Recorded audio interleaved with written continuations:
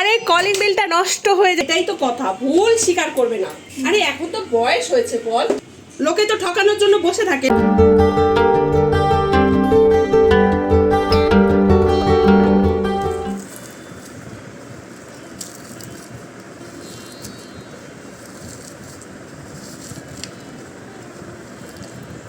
Hello friend, good morning, welcome back to my channel Swapnapuran blog. আমি হাজির হয়ে গেছি তোমাদের সামনে আমার একগুচ্ছ স্বপ্নপূরণের স্বপ্ন নিয়ে। তোমরা সবাই কেমন আছো? আশা করছি ভালো আছো, আমরাও খুব ভালো আছি। তো আজকে হচ্ছে মঙ্গলবার, আর এখন ঘড়িতে যে কটা বাজে ঠিক আমার খেয়াল নেই। চন্দন চলে এসছে, মনে হয় ওই 12টার কাছাকাছি প্রায় বেজে গেছে। তো যাই হোক, আমি না স্কুল থেকে এসে সোনাকে দিয়ে এসে আমার শরীরটা এতটা পরিমাণে খারাপ লাগছিল যে আমি শুয়েছিলাম। কি হয়েছে বলো তো, যাওয়ার সময় তো বেরিয়েছি, তো একটা ট্রেন আছে 9টা 47-এ, তারপরে সেই 10টা 17 না 13-তে যাই হোক ট্রেন। তো 9টা 47-এটা ধরবো, ওই আস্তে আস্তে ওটা 9টা 50 বাজিয়ে দেয়। তো এবার আমরা অর্ধেকের বেশি রাস্তা চলে গেছি। সোনা বলছে, দেখি ফোনটা দাও তো দেখি ট্রেন কোথায়। সোনা বলছে, মা ট্রেন বিশ্বরপাড়া পার হয়ে, মানে বিশ্বরপাড়া দেখাচ্ছে। তো আমি বলছি ঠিক আছে। তারপরে সোনা বলে কি, তাহলে আর অত জোরে হেঁটে লাভ নেই, এমনিতে বাড়ি থেকে একটু দেরি হয়ে গেছে বেরোতে। আজকে বেরিয়েছি প্রায় ওই মানে 38 39 এরকম, 30 33-এ বেরোলে ঠিকঠাকভাবে ধরা যায়। তো একটু দেরি হয়েছে 2-3 মিনিট। তো তারপরে কি হয়েছে না, সোনা বলে, মা আস্তে আস্তে হাঁটো, দরকার নেই তো তাড়াহুড়ো করার, ট্রেন চলে গেছে। তারপরে কি করেছি, স্টেশনের মুখটায় আমরা গেছি সবে, মানে স্টেশনে উঠবো, তখনই আওয়াজ পাচ্ছি। সেই কি করেছি, দৌড়ে সিঁড়ি দিয়ে মানে ওভারব্রিজ পার করে তারপরে আমরা হচ্ছে ট্রেনটা ধরেছি। মানে ট্রেনটা দাঁড়িয়েছে আর আমরাও গিয়ে, মানে ট্রেনটা দাঁড়ানোর পর আমরা হচ্ছে নেমে একদম ট্রেন দাঁড়ানো অবস্থায় তারপরে আমরা দৌড়ে গিয়ে ট্রেনটা ধরেছি। মানে এই অবস্থা। আর আমার এত কষ্ট হয়ে গেছে, তো সোনাকে তো কোনো রকম স্কুলে দিয়ে এসেছি। এবার বাড়ি আসার পথে, বাড়ি আসার সময় আমার হাত পা থরথর করে কাঁপছে। বাড়ি এসে আর মানে আমি কিছু করতে পারছি না, জানো তো। তারপরে আমি কি করেছি, শুয়ে পড়েছি। শুয়ে তারপরে হচ্ছে চন্দন কলিং বেল বাজিয়েছে, তারপরে উঠেছি। তো ঘরের কাজ মোটামুটি করাই ছিল, শুধু রান্নাটাই বাকি ছিল। তো খাবো যে খিদে পেয়েছে, সে মানে তাও আমার সেই উঠতে ইচ্ছা করছে না, কারণ মানে এতটা পরিমাণে মাথা ঘুরছিল আর শরীরটা খারাপ লাগছিল। তারপরে চন্দন আসার পরে বললো, কি আছে, ভাত আছে? আমি বললাম হ্যাঁ ভাত আছে, কালকের ভাত ছিল।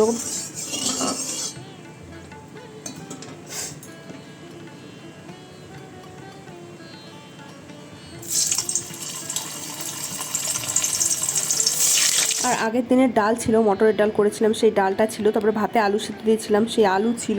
তো সেটা একটু শুকনো লঙ্কা দিয়ে মাখলাম, আর একটু করলাম, ওই পাঁপড় ভাজলাম, আর কাঁচকলা ছিল একটা, তো সেই কাঁচকলা ভাজলাম। আর সোনাকে সকালে আবার টিফিন দিয়েছিলাম, আলু ভাজা আর ময়দা মাখা ছিল একটুখানি, তো লুচি ভেজে আর আলু ভেজে মানে সোনাকে টিফিন দিয়েছিলাম। আর লুচি কয়টা ছিল, 2-3টে, সেটা আবার চন্দন খেলো আলু ভাজা দিয়ে। তো তারপরে খাওয়া দাওয়া করে তারপরে আমি একটু শান্তি, জানো তো। তারপরে খাওয়া দাওয়া করে স্নান পুজো সেরে নিয়েছি, আর সেগুলো তোমাদের সঙ্গে শেয়ার করা হয়নি। স্নান পুজো সেরে তারপরে চলে এসেছি রান্নাঘরে। তো যেহেতু খেয়ে নিয়েছি, সেই জন্য হচ্ছে অত তাড়াহুড়ো নেই রান্না। সোনার আস্তে আস্তে তো অনেকটাই দেরি, সেই জন্য ভাবলাম যে আগে স্নান পুজোটা সেরে নিই, নাহলে রান্না করতে করতে দেরি হয়ে যাবে অনেকটা, পুজো দিতে দিতে অনেক দেরি হয়ে যাবে। আজকে যেহেতু মঙ্গলবার, বজরঙ্গলিকে লাড্ডু দিয়ে পুজো দিতে হয়। তো যাই হোক, তারপরে এই তো রান্নাঘরে চলে এসেছি। আর আজকে রান্না হবে পনিরটা সোনা সেই পরশু দিন নিয়ে এসছে, মানে খাওয়ার কথা ছিল আমাদের পনিরটা কবে বলো তো, মানে যেদিন ডাল করলাম সেই দিন পনিরটা খাওয়ার কথা ছিল। তো যাই হোক, নিয়ে এসছে সোনা আজকে পনির, মানে আগের দিন আর কি। আজকে ফাইনালি পনিরটা রান্না করলাম।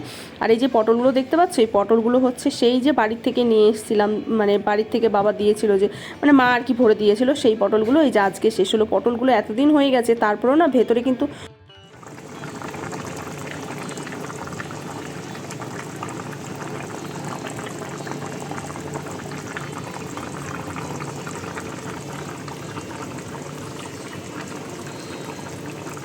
টানা হয়নি, জানো তো। পুরো কচি ছিল পটলগুলো, মানে ওপরটা একটু হলুদ হলুদ হয়ে গেছিলো, কিন্তু শক্ত ছিল বেশ, নরমও হয়নি।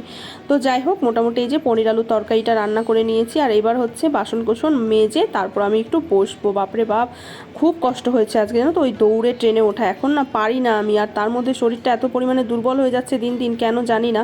তো যাই হোক, এই তো রান্না করে ভাবলাম যে কড়াইটা একেবারে গরম গরম মেজে নিই। আর আমি না সবসময় এই কড়াইটা কী করি, গরম গরমই মাজার চেষ্টা করি, তাহলে কি হয়, কষ্ট কম হয়, মানে প্রেশারটা কম দিতে হয়, খাটনি কম হয়, মানে একটু হালকা হাতেই আলতো করে মানে সাবান দিয়ে এই করলেই না দেখো কড়াইটা কি সুন্দর ঝকঝকে হয়ে গেছে পুরো। তো যাই হোক আমি রান্নাঘরও পুরো পরিষ্কার করে নিয়েছি, বাসন টাসন ধুয়ে নিয়েছি। এখন মানে খানিকক্ষণ বসবো একটু, জানো তো একেবারে এক নিঃশ্বাসে কাজ করেছি অনেকটা টাইম। তো যাই হোক তারপরে এই যে আমি অনেকক্ষণ বসেছিলাম, তারপরে চন্দন তো ঘুমাচ্ছিল, তারপরে ওকে ডেকে তুলে বললাম যাও সোনাকে নিয়ে আসো। তারপরে সোনাকে নিয়ে এসছে, এখন এই যে ভাত খেতে দেবো দুজনকেই, মানে সোনাকে খাইয়ে দিতে হবে, বলছে ভাত খাইয়ে দাও। এসে ওই যে ঘরে হাত মুখ ধুয়ে এসি চালিয়ে বসেছে, বলছে আমি হাত দিয়ে খেতে পারবো না, আমাকে খাইয়ে দাও। তো চন্দন বললো আমাকেও তাহলে ঘরেই দাও, গরম লাগছে। কি বলো তো, বৃষ্টি হচ্ছে কিন্তু তাতেও না গরমটা কিন্তু কমছে না, জানো তো কি একটা গুমোট গরম, ভালো লাগছে না।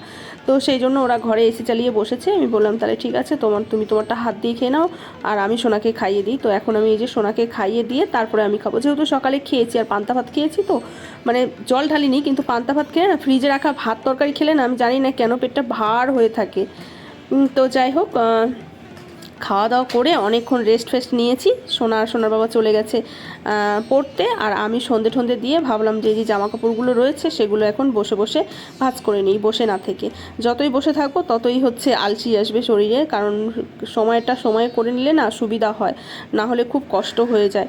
আর আজকে সকাল থেকে এতটা পরিমাণে মানে পরিশ্রমটা হতো না, জানো তো, ওইভাবে দৌড়ে উঠেছি তো, আর এখন তো দৌড়াই না সেইভাবে, ছোটাছুটি তো সেভাবে হয় না। আর ওই সিঁড়ি দিয়ে উঠেছি, এমনি দৌড়ালে তাও অতটাও কষ্ট হয় না, কিন্তু ওই ওভারব্রিজ দিয়ে ওইভাবে উঠেছি। তার মধ্যে যাওয়ার সময় বৃষ্টি পড়ছিল গুড়ি গুড়ি পায়ে, মানে স্লিপ কাটবে নাকি মানে ভয়, মানে কিভাবে যে গেছি বন্ধুরা, তোমাদের সঙ্গে যদি শেয়ার করতাম তাহলে তোমরা হয়তো বুঝতে পারতে।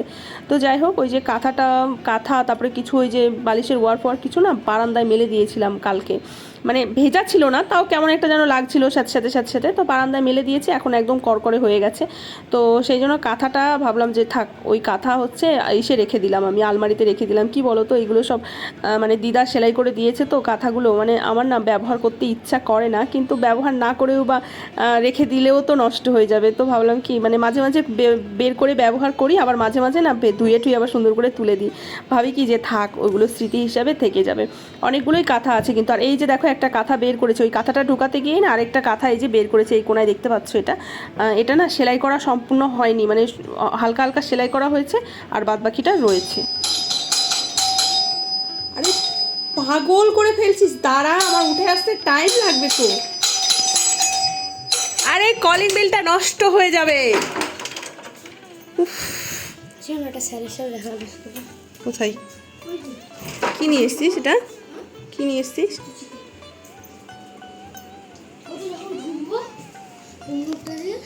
হ্যাঁ, কোন মোড়টা দিয়ে?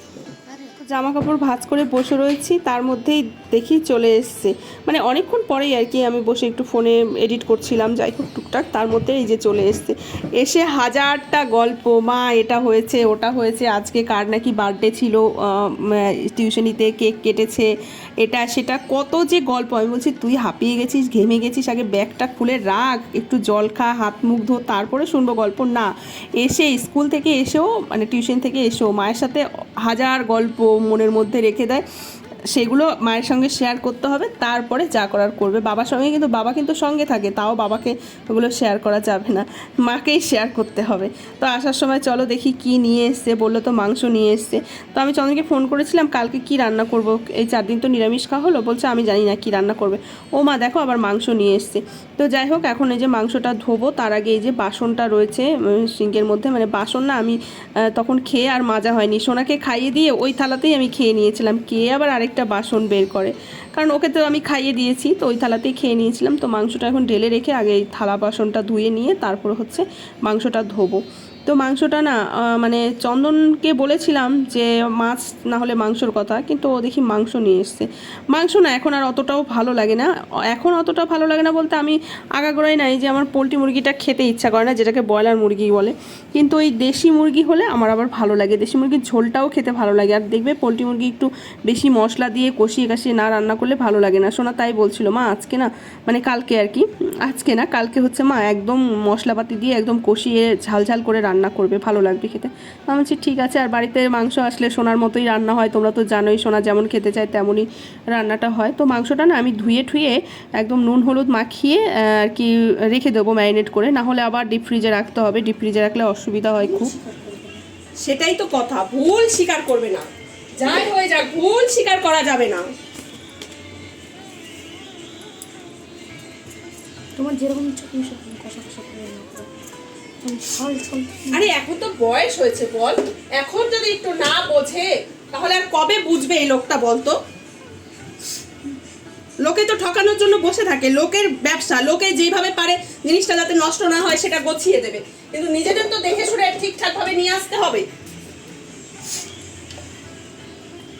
তো এখানে দেখো আমি গোলমরিচ গুঁড়ো, জিরের গুঁড়ো, লঙ্কার গুঁড়ো, নুন, হলুদ আর একটু লেবুর রসও দেবো। কি হয়েছে বলো তো, চিল্লাচ্ছি কেন? কি হয়েছে, মাংস নিয়ে এসে মাংস ধোয়ার সময় দেখি একটা হচ্ছে ওই যে পাকিস্তলি আর একটা মেটে যেটাকে বলে, তো সেই দুটো মানে এনেছে, দুটো চারটে মনে হয়, চারটেই আর কি, সব মিলে ওই 4-5টা আর কি গিলে মেটে দিয়ে 4-5টা আর কি এনেছে, আর মাংস এনেছে।